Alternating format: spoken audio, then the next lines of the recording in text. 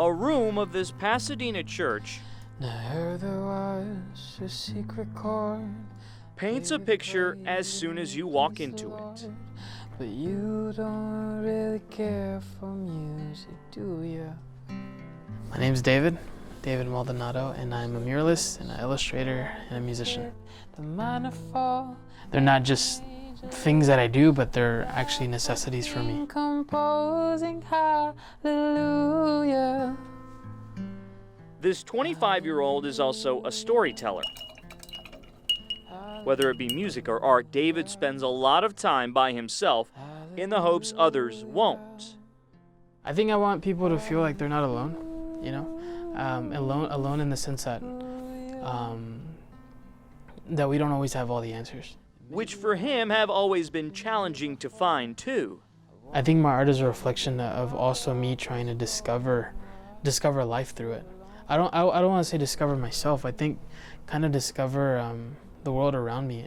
A couple of years ago, that world seemed like it was falling apart, and like many in Houston, Hurricane Harvey was to blame.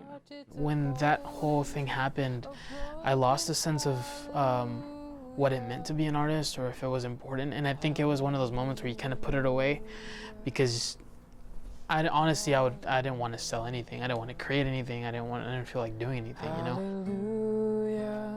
It was a message from Adidas that in part brought back some inspiration.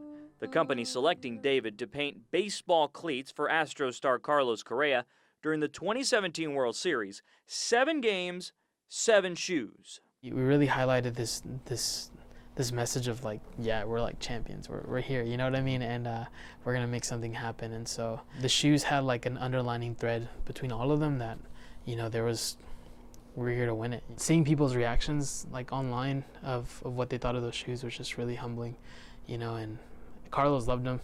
Yeah. I loved them. I'm really proud of them.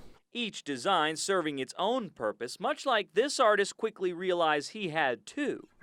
I felt that it was not my responsibility, but if I could bring any sense of hope or any sense of a message that brought peace, that brought comfort, I wanted to do that. A kiss on the cheek turns a yawn into a smile.